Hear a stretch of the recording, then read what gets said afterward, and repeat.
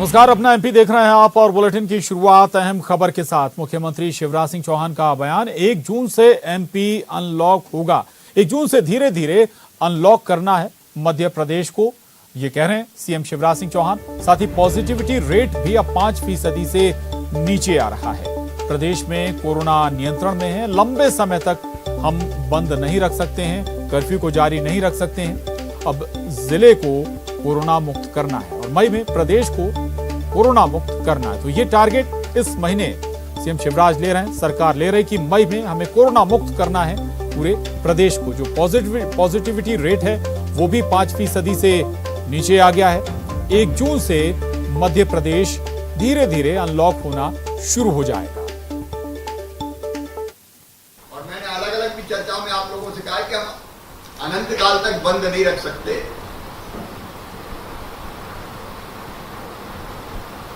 दुनिया भी हमको चलानी है, इसलिए हम अपनी स्ट्रेटजी पर विचार करके, क्योंकि 1 जून से हमको धीरे धीरे अनलॉक करना है। मैंने पहले ही आपको कहा था कि वहां पहचान के माइक्रो कंटेनमेंट एरिया बना के, क्योंकि एक भी संक्रमित है तो वो कई को संक्रमित कर सकता है, तो हमको उसकी तगड़ी मॉनिटरिंग करनी है। इसलिए हॉट स्पॉट जिन कॉलोनीज में है, जिन मोहल्ले में है, और वहां माइक्रो कंटेनमेंट की हमारी रणनीति ईमानदारी से करते हैं पॉजिटिव को। तो शिवराज सिंह चौहान कह रहे हैं कि 1 जून से धीरे धीरे मध्य प्रदेश को अनलॉक किया जाएगा ये, और मई माह में कोरोना संक्रमण को पूरी तरह से काबू में करना है। अनुराग श्रीवास्तव हमारे साथ जुड़ गए हैं भोपाल से और जानकारी के साथ। अनुराग, ये अच्छे संकेत हैं 1 जून से अगर मध्य प्रदेश अनलॉक होने लगेगा, लेकिन इसका ये मतलब कतई नहीं कि हम फिर पहले की तरह लापरवाह हो जाएं। अनुराग।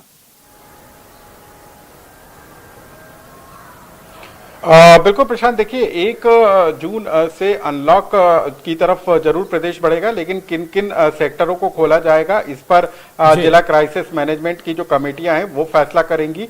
मुख्यमंत्री ने कहा है कि धीरे धीरे जिलों को खोला जाएगा, मतलब साफ है कि भीड़ भाड़ अभी लगाने वाले कार्यक्रम नहीं हो सकेंगे, कोई धार्मिक या सार्वजनिक कोई आयोजन नहीं हो सकेगा। हाँ, ये जरूर है कि आर्थिक गतिविधियां शुरू हो सके। जिन लोगों को परेशानी हो रही है, चाहे वो व्यापार हो, किराना हो, उसको कैसे धीरे धीरे खोला जा सकता है। मोहल्ला गली मोहल्ले की जो दुकानें हैं उनको धीरे धीरे करके खोला जाएगा, और उसके बाद धीरे धीरे बाजारों को खोलने की प्रक्रिया शुरू होगी। यानी कि फिलहाल सब कुछ खुल जाएगा ये मुमकिन नहीं है, क्योंकि मुख्यमंत्री ने साफ तौर पर संकेत दे दिए हैं कि जो संक्रमण की दर है वो 5% से नीचे जरूर आ गई है, लेकिन इसको कंट्रोल करना भी एक बड़ी चुनौती है, और जिला स्तर पर इसको लेकर एक स्ट्रेटेजी बनाना होगी कि किस तरीके से कोरोना के संक्रमण को कम करना है, और जहां पर कोरोना का संक्रमण होगा उसको किस तरीके से माइक्रो कंटेनमेंट बनाकर उसको नियंत्रित किया जा सकता है। इन तमाम मुद्दों को लेकर मुख्यमंत्री ने जिलों के अफसरों के साथ चर्चा की है, और उन्होंने साफ कर दिया है कि सरकार की मंशा क्या है, किस तरीके से अनलॉक की तरफ प्रदेश बढ़ेगा और कैसे धीरे धीरे गतिविधियों को बढ़ाया जाएगा। इन तमाम बातों की जानकारी आज मुख्यमंत्री ने दे दी, और अब फैसला जिला स्तर पर होगा। प्रशांत। बिल्कुल बिल्कुल अनुराग, इसके अलावा थर्ड वेव के लिए लिहाज से तैयारियों का भी सीएम शिवराज ने जिक्र किया है, लेकिन 2 और महत्वपूर्ण बातें हैं जो सीएम शिवराज ने कही, एक वैक्सीनेशन पर और दूसरी कोविड एप्रोप्रिएट बिहेवियर, यानी कि अनलॉक होने के बाद आपको वो सारे व्यवहार अपनाने हैं जिससे कोविड आपसे दूर रहे। दूसरी बात, वैक्सीनेशन रफ्तार पकड़े, इसके लिए भ्रम को भी तोड़ना है, ये जिम्मेदारी बड़ी होगी प्रशासन पर। अनुराग। बिल्कुल, देखिए वैक्सीनेशन बेहद जरूरी है, जान बचाने के लिए वैक्सीनेशन ही एकमात्र अभी उपाय माना जा रहा है। तो उसको किस तरीके से हर एक व्यक्ति तक पहुंचाया जाए, जो सरकार ने 45 साल से ज्यादा और 18 साल से ज्यादा उम्र के लोगों को वैक्सीनेशन कराए जाने का फैसला किया है, उसमें किस तरीके से जागरूकता लाकर, किस तरीके से केंद्रों को बढ़ाकर वैक्सीनेशन किया जा सकता है, इसको लेकर मुख्यमंत्री ने संकेत दिए। और जिस तरीके से व्यवहार की आपने बात की, कोविड-19 की गाइडलाइन का पालन लगातार करना होगा, यानी कि सोशल डिस्टेंसिंग का पालन करना होगा, मास्क जरूरी होगा, काम की गतिविधियां यदि शुरू होंगी तो वहां पर भी मास्क का पालन करना होगा। सरकारी दफ्तरों, निजी दफ्तरों में कितनी संख्या में अधिकारी कर्मचारी जुट पाएंगे, इसका भी एक पैमाना तय कर दिया जाएगा। यानी कि सब कुछ पहले से तय, यानी कि आने वाले दिनों में संक्रमण फिर से ना बढ़ जाए, तीसरी लहर आने के संकेत जिस तरीके से मिल रहे हैं उसके पहले किस तरीके से तमाम तरह के इंतजाम किए जा सकते हैं, इन तमाम मामलों को लेकर अब फोकस करती हुई सरकार नजर आ रही है और ये बेहद जरूरी भी है। प्रशांत,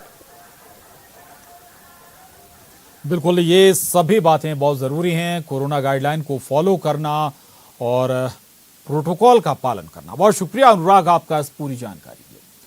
अगली खबर का रुख करेंगे। दतिया पहुंचे प्रदेश के गृह मंत्री नरोत्तम मिश्रा ने एक बार फिर कमलनाथ पर निशाना साधते हुए कहा कि वो कहीं भी कोरोना के नाम पर सेवा करते तो नजर नहीं आते।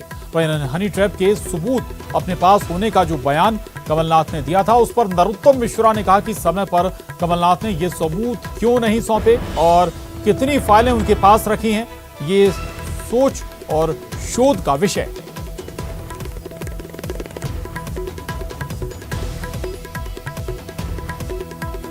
की दीन दुखी के बीच में हो रहा था, शोषित पीड़ित व्यक्ति के बीच में हो रहा था, वहां आप लाशें गिर रहे हो, मुर्दों की बातचीत सुन रहे हो कब्रिस्तान में। क्या हो गया है आपको इस समझ में? उम्र के चौथे पड़ाव पर यह उम्मीद नहीं किया। आप कैबिनेट मंत्री का दर्जा लिए हो, विधायक हो आप छिंदवाड़ा से, एक जनप्रतिनिधि को आग लगाने की बातें शोभा नहीं देती। शपथ ली इंडियन मुख्यमंत्री ने और हनी ट्रैप की पेन ड्राइव रखी अपने, क्यों रख ली? निश्चित रूप से उसमें कांग्रेसी होंगे। ये डर्टी पॉलिटिक्स कहलाती है, ये ब्लैकमेलिंग की राजनीति कहलाती है। कमलनाथ, अगर आपके पास में कोई प्रमाण है, वो खासकर भाजपा वाले, तो मैं भाजपा की ओर से चुनौती दे रहा हूं, रखो, सार्वजनिक करो। आप उस केस की पेन ड्राइव अपने पास रखे हो जिसकी हाईकोर्ट जांच कर रहा है, उसकी हाईकोर्ट ने एसआईटी बनाई हुई है। क्यों छुपाया आपने इस पेन ड्राइव? क्या था इसमें? और मान लीजिए आपके मुख्यमंत्री के कोई गंभीर विषय था, तो हाईकोर्ट को क्यों नहीं दिया, एसआईटी को क्यों नहीं दिया? और ग्वालियर से बड़ी खबर है, जहां जेनरिक दवाएं नहीं लिखने पर हाईकोर्ट ने नाराजगी जाहिर की है। शासन से पूछा है कि जेनरिक दवाएं आखिर क्यों डॉक्टर नहीं लिख रहे हैं।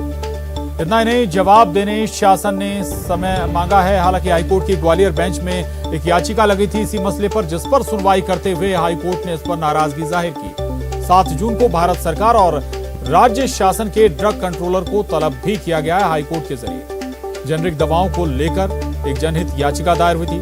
फॉर्मूले की बजाय दवाइयों के ब्रांडेड नाम लिखने के खिलाफ ये याचिका दायर की गई थी और इसी पर अब सवाल भी किया है, नाराजगी भी जाहिर की है हाईकोर्ट ने कि जो डॉक्टर हैं, चाहे सरकारी या प्राइवेट डॉक्टर हो, जेनरिक दवाएं क्यों नहीं लिख रहे। सुशील कौशिक हमारे साथ जुड़ गए हैं ग्वालियर से और जानकारी के साथ। सुशील, ये वाजिब सवाल और वाजिब नाराजगी भी है कि भाई इस संक्रमण काल में दवाई लिखी जा रही है, जानबूझकर वो ब्रांडेड और महंगी दवाएं लिखने की बजाय जेनरिक दवाएं क्यों नहीं लिखी जा रही? बिल्कुल प्रशांत, देखिए, विभोर कुमार साहू ने एक याचिका दायर की थी और जिसमें हाईकोर्ट में ये कहा था कि ये जो डॉक्टर है वो ब्रांडेड दवाएं लिखते हैं, जबकि उन डॉक्टरों को जेनरिक फॉर्मूला लिखना चाहिए कि उस फॉर्मूले के आधार पर मेडिकल से कोई सी भी जो दवा सबसे कम रेट वाली होती है वो खरीदी जा सके। लेकिन उसकी बजाय सिर्फ ब्रांडेड दवाओं को लिखा जाता था पर्चे में, और यही वजह है कि ये जो ब्रांडेड दवाएं हैं ये जेनरिक दवा से 4 से 5 गुना महंगी है। 100 रुपए की जो दवा है वो अगर ब्रांडेड में देखे तो 500 रुपए से ऊपर चढ़ती है। ऐसे में मरीजों पर, गरीबों पर सबसे ज्यादा भार पड़ता है। यही वजह है कि इसको लेकर हाईकोर्ट में याचिका दाखिल की गई थी और अब 7 जून को ड्रग कंट्रोलर और केंद्र सरकार की तरफ से जवाब तलब इसमें हाईकोर्ट ने किया है। तो एक बड़ी बात है कि जेनरिक दवाओं को लेकर हाईकोर्ट ने इस तरह का ये संक्रमण काल में आदेश दिया है। जी बिल्कुल, लेकिन सुशील, अमूमन गाइडलाइंस होती हैं कि जो डॉक्टर्स हैं वो जेनरिक दवाएं लिखें, लेकिन सवाल ये कि मॉनिटरिंग कैसे हो, ये एक बड़ा मैकेनिज्म जो हेल्थ डिपार्टमेंट को उस पर फोकस भी करना होगा। बिल्कुल, देखिए, कहीं ना कहीं इसकी मॉनिटरिंग जरूरी है और डॉक्टर खुद जब जेनरिक दवा की जगह ब्रांडेड दवाएं लिखेंगे और ज्यादा मुनाफा मेडिकल स्टोर भी कमाते हैं, डॉक्टरों का भी कमीशन रहता है, यही वजह कि वो ब्रांडेड दवाएं लिखते हैं। लेकिन अब हाईकोर्ट ने ड्रग कंट्रोलर को तलब किया है, सरकार से भी जवाब तलब किया है, साथ ही ऐसी व्यवस्था करने को कहा है कि जेनरिक दवाएं और फॉर्मूला बेस्ड दवाएं लिखी जाए ताकि वो आसानी से उपभोक्ताओं को उपलब्ध हो पाए और उसमें ज्यादा भार भी ना पड़े लोगों के ऊपर, क्योंकि गरीब और मध्यम वर्गीय तबका जो है वो सबसे ज्यादा परेशान होता है महंगे इलाज से, ये ब्रांडेड दवाओं से। बिल्कुल बिल्कुल, यानी कि फॉर्मूला लिखें, ना कि किसी ब्रांड की दवाई का नाम लिख दिया जाए डॉक्टरों के जरिए। बहुत शुक्रिया सुशील आपका इस पूरी जानकारी के लिए। आगे बढ़ते हैं, खबर इंदौर से है, जहां महू इलाके से पुलिस ने 3 लोगों को हिरासत में लिया है। पुलिस ने संदेह के आधार पर 2 युवती और 1 पुरुष को संदेह के आधार पर हिरासत में लेकर पूछताछ शुरू की है। बताया जा रहा है कि महू के आर्मी इलाके के मूवमेंट की जानकारी बाहरी देश को देने की पुलिस को जानकारी मिली थी। इंदौर पुलिस और अन्य सुरक्षा एजेंसियों ने उनसे एक साथ पूछताछ शुरू की। बताया यह भी जा रहा है कि दोनों युवतियां बहन हैं, जबकि युवक के पहले सैनिक होने की जानकारी सामने आई।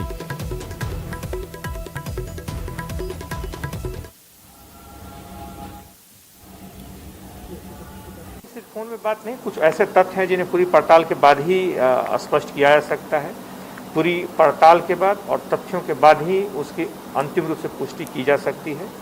पुलिस की टीम संजीदगी के साथ, गंभीरता के साथ सारे तथ्यों की पड़ताल कर रही है। इंदौर से 2 युवक, माफ कीजिएगा 2 युवती और 1 युवक को हिरासत में लिया गया, इनसे पूछताछ हो रही है। पुलिस और कई और एजेंसियां इनसे पूछताछ कर रही हैं। आशंका है, शक है कि जो हमारी आर्मी है उससे जुड़ी इंफॉर्मेशन ये कहीं शेयर किया करते थे, कहीं दूसरी जगह पहुंचाते थे और इसी आधार पर इनसे पूछताछ हो रही है, जानकारी इनसे ली जा रही है। दरअसल इसी संदेह में 1 पुरुष और 2 युवतियों को हिरासत में लिया गया। विकास हमारे साथ जुड़ गए। विकास, अभी तक क्या जानकारी निकली इस पूछताछ में और कुछ और खुलासा हुआ क्या? किन देशों में ये इंफॉर्मेशन आर्मी से जुड़ी हुई शेयर करते थे? जी बिल्कुल, अब तक ये स्पष्ट नहीं हो सका है कि किन किन देशों में ये जानकारी शेयर करते थे या जानकारी शेयर करते भी थे।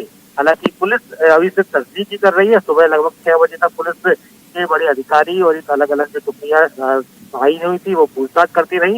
इसके साथ साथ में तकनीकी जो उनके पास में डिवाइसेस थे उन सभी को पुलिस ने जब्त कर दिया है और तकनीकी जाँच के लिए उसको इंदौर से बाहर भेजा गया है। उसकी रिपोर्ट आने के बाद, चैट जो उन्होंने डिलीट किया वो रिकवर होने के बाद, उनके मोबाइल में क्या क्या चीजें एस्टेब्लिश होकर मिल पाती है, उसके बाद पुलिस बहुत हद तक कुछ निष्कर्ष पहुंच पाएगी। जो कि पुलिस को पूछताछ के दौरान बहुत ज्यादा कोई साक्ष्य नहीं मिल सके, बहुत ज्यादा जानकारी नहीं मिल सकी है। 3 जो लोग हैं अलग अलग उनसे पूछताछ की गई है। दोनों जो युवतियां हैं वो आपस में बहनें हैं, बल्कि एक अन्य जो शख्स है वो सेना से जुड़ा हुआ बताया जा रहा है। संदेह के आधार पर फिलहाल सभी से पूछताछ की जा रही है। पुलिस अब तक किसी निष्कर्ष पर नहीं पहुंच सकी है। बिल्कुल बिल्कुल बिल्कुल, आगे पूछताछ के बाद ही हो सकता है कुछ तस्वीर साफ हो। शुक्रिया विकास आपका इस जानकारी के लिए। आगे बढ़ते हैं। अपने बच्चे को जिंदगी और मौत के बीच की जंग लड़ते देखना किसी भी माता पिता के लिए आसान नहीं होता, लेकिन जबलपुर के रहने वाले 9 महीने के मासूम आयुष के माता पिता को ये हर दिन देखना पड़ रहा है।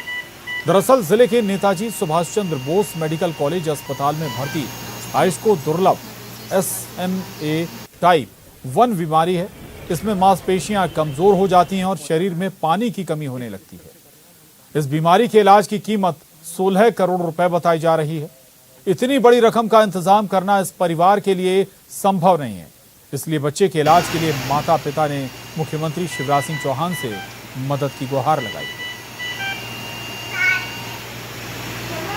के इलाज के लिए, क्योंकि जो SMA की प्रॉब्लम है, क्योंकि वो बहुत महंगा उसका इलाज है सर, कॉस्टली है और वो यहाँ जबलपुर में होता भी नहीं है। एक इंजेक्शन की आवश्यकता होती है इस बीमारी में। जी सर, हमने सुना है कि एक इंजेक्शन की बीमारी होती है, तो एक उसकी आवश्यकता होती है इंजेक्शन की, जो कि कोई विदेशी कंपनी बनाती है, नोवर्टिस नाम की। तो वो इंजेक्शन लगने से सर जो उसकी जो मांसपेशियाँ हैं वो फिर से नॉर्मल पोजीशन में काम करने लग जाती हैं। अभी हमको जो ज्ञापन दिया मुझे लगता है एक बार मैं दिखवाता हूँ, उसमें जो अधिकतम राहत हो सकती है वो देंगे। अभी तो सरकार ने प्राइवेट हॉस्पिटल्स प्लस लाके वो ये भी इनको भी ठीक कर देंगे। अभी जो ब्लैक फंगस के लोग आ रहे हैं उसमें भी सरकार पूर्ण रूप से निःशुल्क इलाज कराएगी, क्योंकि उनको 5-5, 7-7 इंजेक्शन एक दिन में लग रहे हैं। एक इंजेक्शन की कीमत 5,000 रुपये है, 25,000 रुपये पर डे खर्च करना गरीब आदमी की बस की बात नहीं होती। इसके लिए भी मध्य प्रदेश की सरकार दृढ़ संकल्पित है। शिवराज सिंह चौहान, हम लोग लगातार प्रयास। प्रतीक, किसी बीमारी की दवाई की कीमत या किसी एक इंजेक्शन की कीमत 16 करोड़ हो सकती है, ये अपने आप में चौंकाता जरूर है, लेकिन फिर भी इस मामले में इस संबंध में भरोसा मिल रहा है क्या पीड़ित परिवार को कि बच्चे के इलाज की हर संभव कोशिश होगी या प्रयास होंगे सरकार के माध्यम से? देखिए प्रशांत, ले देखिए 16 करोड़ की संजीवनी ही आयुष की जान अब जो है बचा सकती है। हमने देखा है कई मामले देश भर में ऐसे रिपोर्ट हुए हैं और आम जन सहभागिता से ही ऐसे अमूमन हमने केसों में देखा है इलाज संभव हो पाया है। तो अब जो जितने भी एनजीओज हैं या सामाजिक लोग हैं वो आयुष के माता पिता की अगर मदद करेंगे तो ज़्यादा बेहतर होगा। सरकार को भी चाहिए कि जल्द से जल्द इस मामले में कुछ ना कुछ मदद करे, जो कि 9 महीने का है आयुष और फिलहाल जबलपुर के मेडिकल कॉलेज में एडमिट है वो, और वेंटिलेटर पे है, यानी वेंटिलेटर एक पल के लिए भी उसके पास से नहीं हटाया जा सकता। स्थिति बेहद गंभीर है आयुष की।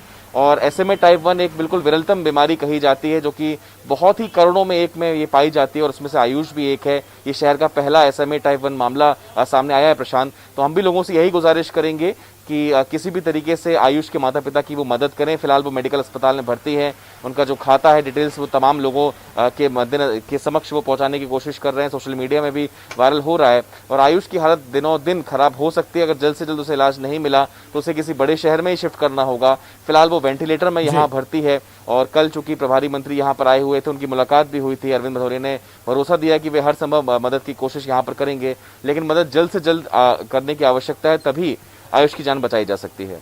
प्रशांत, ब्रेक के बाद एक बार फिर आपका स्वागत है। प्रदेश के पूर्व मंत्री PC शर्मा पर बीते महीने JP अस्पताल के डॉक्टर से बदसलूकी करने का आरोप लगा था। बदसलूकी के इस मामले में PC शर्मा की जमकर किरकिरी भी हुई थी। खुद सरकार के मंत्रियों ने भी आलोचना की थी, जिसके बाद अब बैकफुट पर आए PC शर्मा ने अपने समर्थकों के साथ JP अस्पताल के डॉक्टर योगेंद्र श्रीवास्तव का सम्मान किया और उनको फूलों की माला भी पहनाई। डॉक्टर योगेश श्रीवास्तव से बदसलूकी के मामले में PC शर्मा और उनके समर्थकों पर FIR भी दर्ज हुई थी।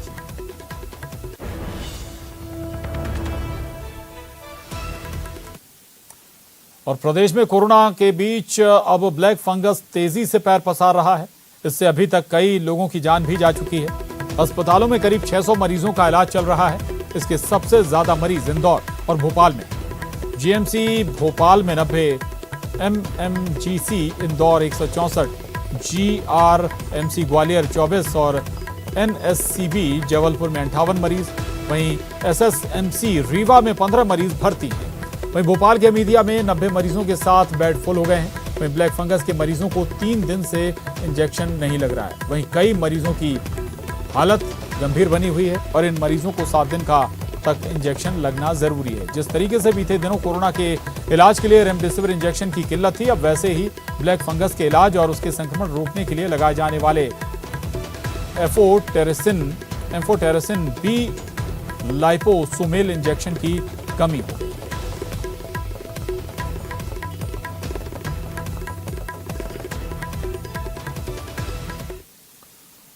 और मध्य प्रदेश के पूर्व मुख्यमंत्री कमलनाथ के कोरोना पर दिए एक बयान के बाद मध्य प्रदेश में सियासी तूफान खड़ा हो गया है। एक प्रेस वार्ता के दौरान कमलनाथ ने कहा था कि दुनिया भर में देश की पहचान इंडियन कोरोना से बन गई है। कमलनाथ ने कहा कि इसकी शुरुआत चीनी कोरोना से हुई थी। जनवरी 2020 में कहते थे ये कोरोना चीन का है, अब ये भारतीय वेरिएंट कोरोना है। कमलनाथ के इस बयान पर राजनीति गर्मा गई है। बीजेपी ने कांग्रेस के खिलाफ मोर्चा खोल दिया है। मध्य प्रदेश के गृह मंत्री नरोत्तम मिश्रा ने टूल किट मामले को लेकर एक नया बयान दिया। MP के होम मिनिस्टर मिश्रा ने कहा कि कुछ दिन पहले हमने अरविंद केजरीवाल और भारतीय संस्करण और सिंगापुर पर नकली बयान सुना। वो इसे इंडियन कोविड भी कह रहे हैं। ये पक्का है कि कमलनाथ का टूल किट से कनेक्शन है। मध्य प्रदेश के गृह मंत्री नरोत्तम मिश्रा ने ट्वीट कर कहा था कि देश कोरोना महामारी की वैश्विक आपदा से जूझ रहा है। ऐसी स्थिति में कमलनाथ जी जैसे वरिष्ठ नेता को देशवासियों को संकट से बचाने की बात करनी चाहिए, न कि प्रदेश और देश में आग लगाने की। हकीकत में उनकी मूल प्रवृत्ति यही है। करनी है, पर पूरे विश्व को मूर्ख बना रहे। और ये शुरू हुआ था चीन का कोरोना। आज भारत इतना महान बन गया कि अब इंडियन वेरिएंट कोरोना, विश्व के प्रधानमंत्री और राष्ट्रपति आज इंडियन वेरिएंट कोरोना से डरे हुए हैं।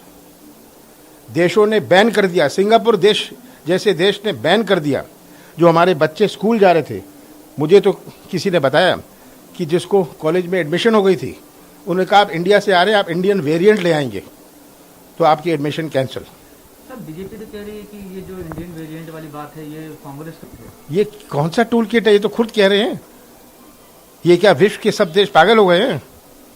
हमारे साइंटिस्ट कह रहे हैं, खाली बीजेपी की सलाहकार। ये भी इंडियन कोरोना कह रहे हैं।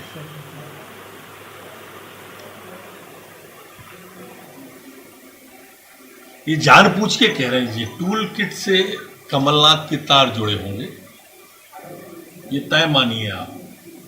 ये वही टूल किट वाले लोग हैं।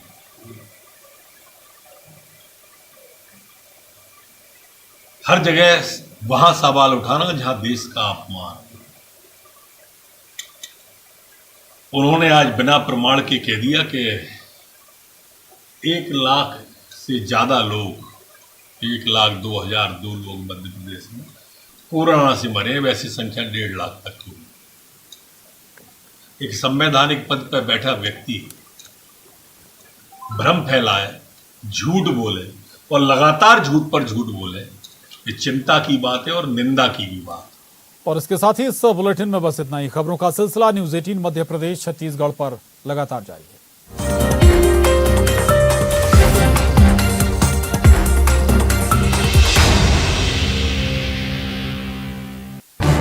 इस न्यूज हेडलाइंस के प्रायोजक